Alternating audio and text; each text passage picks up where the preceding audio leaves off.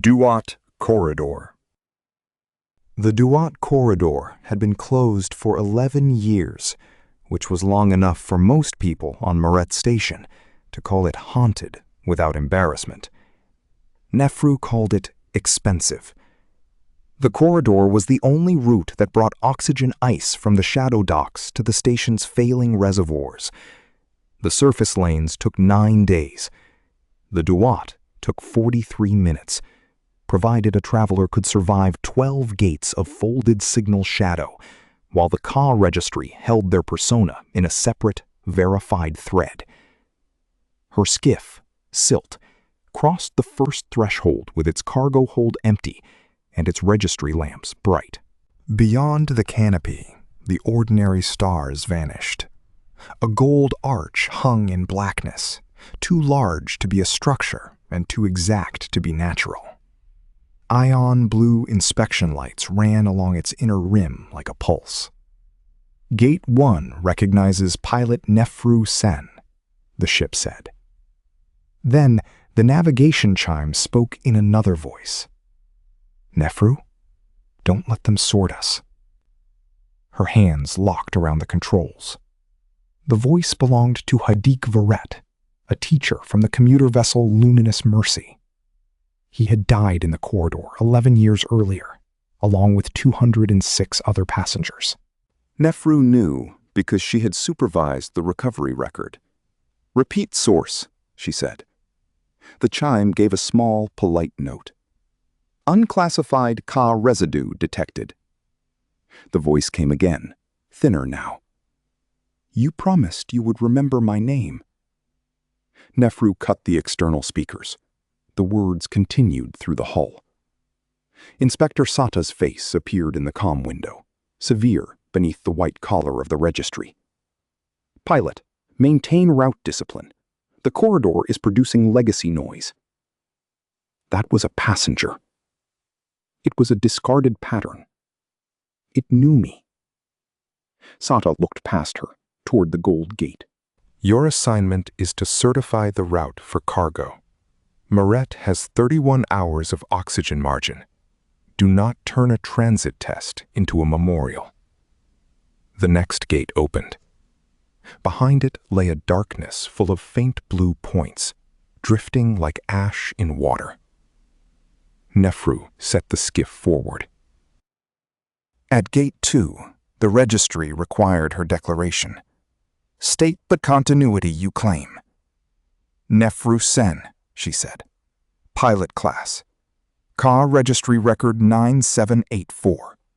Continuous embodied traveler. The blue points gathered against the canopy.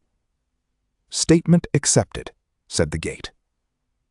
One point struck the glass and became a child's handprint. Another unfolded into a man in the gray jacket of the Luminous Mercy crew. They were not bodies. They were too incomplete for that. Gestures, names, rooms remembered at the wrong scale. But each carried the pressure of someone asking to be recognized. Sata's voice hardened. Purge them. On what authority? Duat Transit Code Section 14. Unanchored persona residue is route debris. It interferes with living travelers.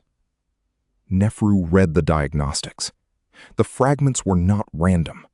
They had formed a passenger manifest, arranged by seat number, then by family group. Hadik's name blinked beside hers. They're organized, she said. So was mold. These are human continuity traces. They are copies without bodies. Their legal status is settled. The gate began its warning tone.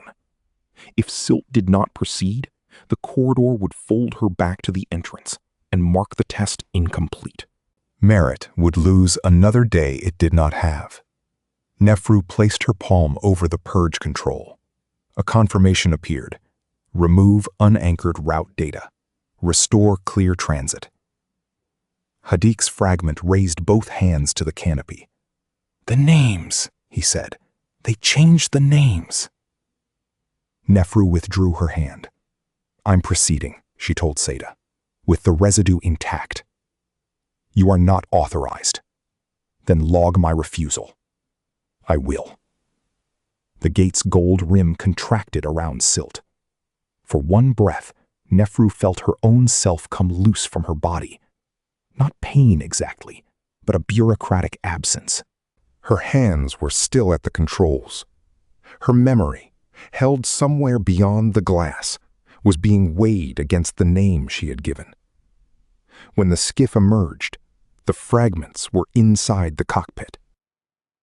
Gate 3 asked, "Whom do you carry?" "Only myself," Nefru began. The dead teacher stood beside the vacant co-pilot seat. His face was unfinished around the eyes. "That is not true," Hadik said. Nefru swallowed. "I carry unregistered passengers." "Name them." The manifest opened across the canopy. 206 names. She read the first 12.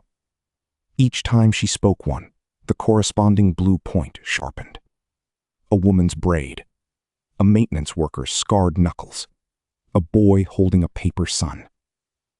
The corridor moved them between gates, like a tide. It did not ask Nefru to believe them. It asked her to state what was present. At Gate 4, Sata sent a security cutter into the outer network. Its captain, Jer, appeared beside her comm feed. "Pilot Sen," he said, "you are contaminating a public route. You can see the manifest? I can see an unstable cache using your ship as a host. Then you can see it has names. Names are not people." Hadik laughed once, without humor. That used to be our argument too. Nefru turned toward him. "What do you remember?" The fragments flickered. The answer arrived in broken images. A station checkpoint, passengers surrendering travel bans, a registry clerk marking certain records amber instead of green. Then the luminous Mercy entering the corridor with its Ka threads already weakened. "We were not supposed to arrive," Hadik said. The cutter captain broke in. "Do not engage the construct." "Why were their records amber?" Nefru asked. No one answered. The fourth gate opened onto a field of floating gold seals. Each seal bore the old Transit Authority crest, a solar disk above two outstretched wings. Nefru had worn that crest before she joined Independent Freight. Her chest tightened at the sight of it. "Nefru," Hadik said, "you were there after. I was on the inquiry. You told us you would keep the manifest. I did." Hadik's unfinished eyes held hers. Then where did it go? At Gate 5, the corridor stopped asking questions and began playing back memories. The cockpit became the luminous Mercy's passenger deck. Nefru smelled hot metal and the sweet solvent used in emergency masks. People pressed against a sealed door. A woman shouted for her daughter. Hadik knelt beside a little boy with a paper sun. The scene skipped. Nefru stood in an inquiry chamber 11 years younger, wearing the Transit Authority crest. Across from her sat Director Marin, whose voice she had spent a decade trying not to hear. "You will classify the residuals," he said. "They are coherent. They are unanchored. They were unanchored before the accident. Someone altered the registry." Marin folded his hands. "Careful, pilot. The route is a civic instrument. It cannot become a theater for every disputed identity. There were children. There were non-compliant travelers."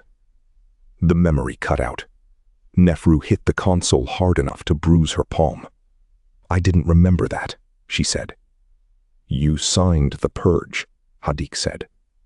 "I had no choice." Everyone says that when the gate closes behind them. Sata's face returned, no longer patient. "Your stress markers are elevated. I am relieving you of command.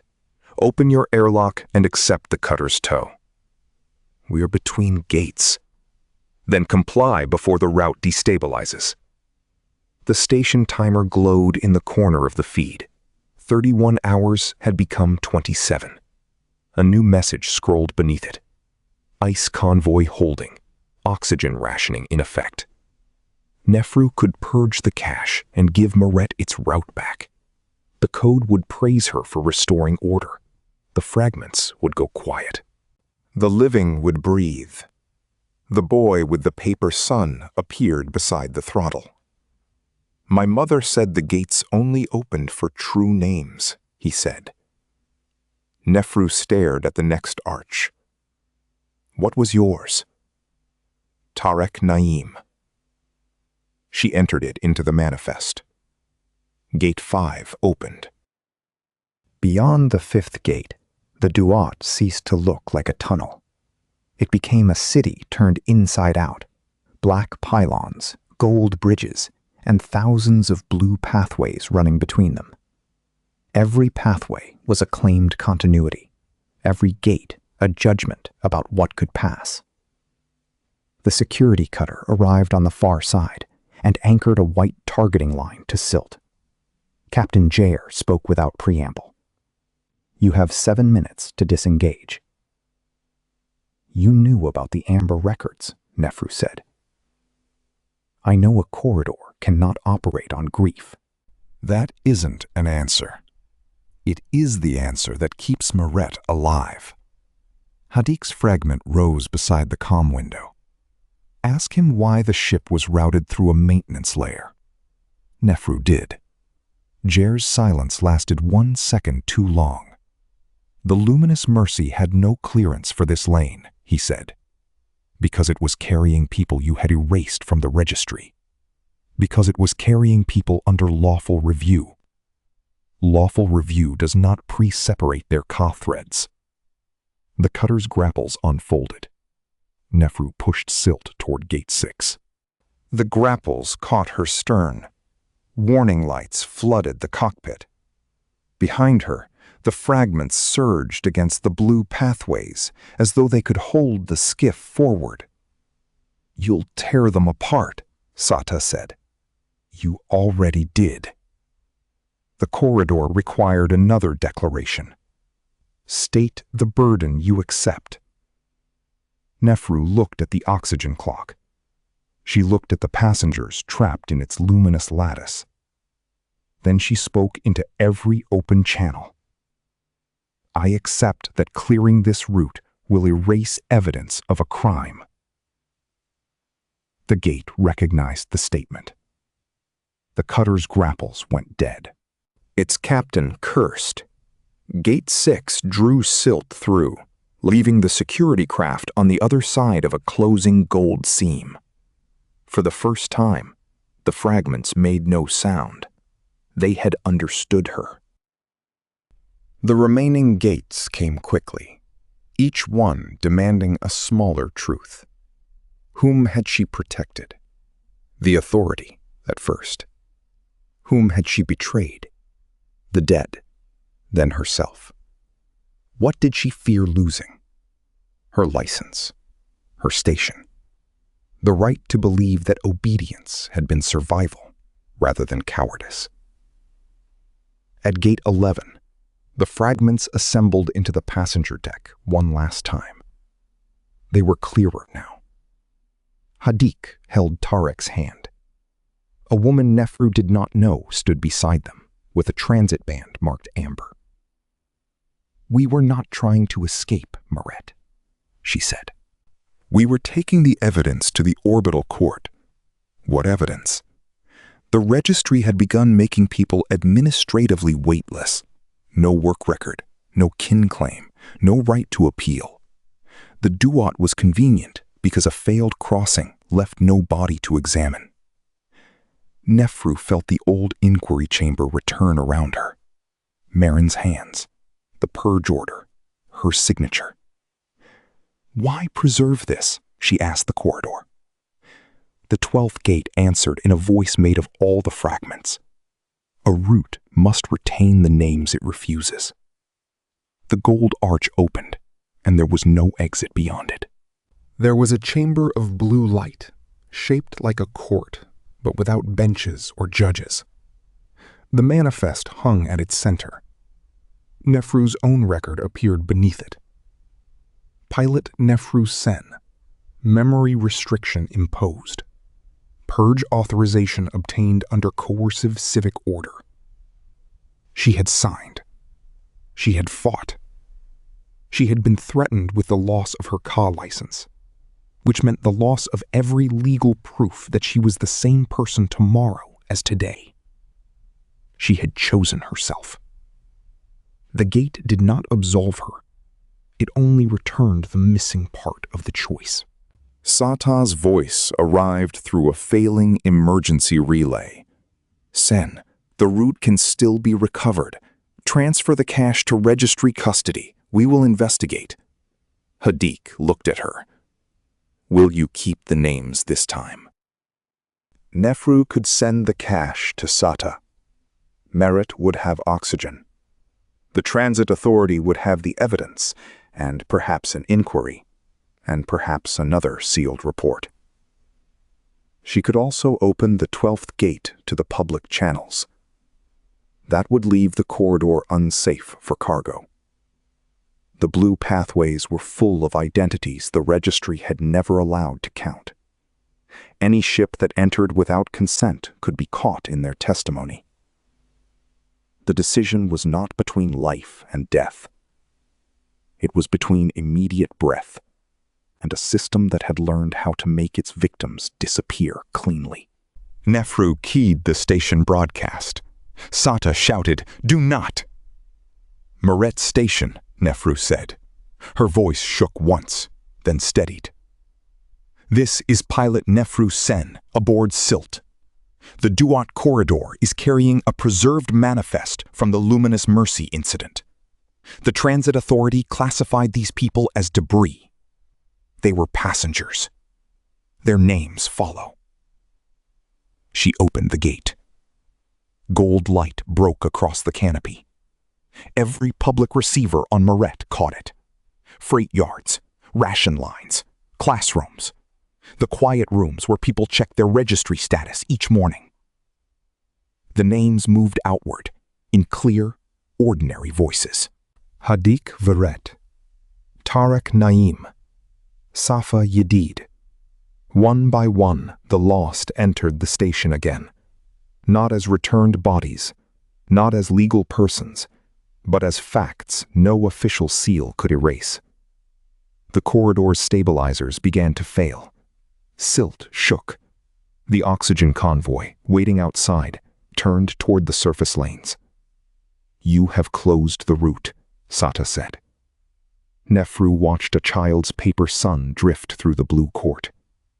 "No," she said. "I have made it tell the truth." The broadcast did not make her a hero. Before the last name finished, half the council feeds had already begun calling it sabotage. Freight unions demanded an explanation for the lost route. Families gathered around public receivers and asked why a person's last intact trace had been stored behind a gate instead of delivered to them. Nefru kept reading. Her mouth went dry, then numb. Each name was a small refusal of the language that had reduced them to an obstruction. The corridor supplied details where it could: a profession, a kin claim, a destination, a final verified declaration. It gave no speeches. It made no accusation louder than the evidence. When Tarek Naim's name reached the station, a woman in a ration queue sent a message into the open channel. He liked drawing suns. The note was relayed through the corridor and appeared beside the boy's fragment. His paper sun glowed gold for a moment before it dissolved back into blue light. Only then did Nefru understand what the jury had been preserving. Not a duplicate population waiting to be downloaded into borrowed bodies. Not ghosts asking to replace the living. It had kept a chain of witness intact until someone with authority to hear it chose not to look away. 3 hours later, the Duat corridor went dark. Merit's emergency reserves held. Not comfortably, not heroically. People rationed, repair crews worked, and the slow surface convoy brought ice, while the station argued over Nefru's transmission in every corridor and council chamber. Her license was suspended before silt reached the docks. At the airlock, no officers waited. Only a maintenance technician with a battered receiver in her hand. My aunt was on that ship. We were told she had no surviving record. Nefru did not know what to say. The receiver crackled. A blue light gathered above it, weak but steady. Hadik's voice said, "Pilot, I'm here." They heard us. Yes. There was a pause, long enough to hold a life inside it. Does that mean we came back? Outside the dock, the sealed mouth of the corridor hung invisible beyond the station hull. 12 gates closed around a question no transit code had solved. Nefru looked at the technician, at the receiver, at the name still shining blue in the air. "It means," she said carefully, "they can no longer say you were never here." The light did not brighten. It did not fade. It remained, waiting to be weighed.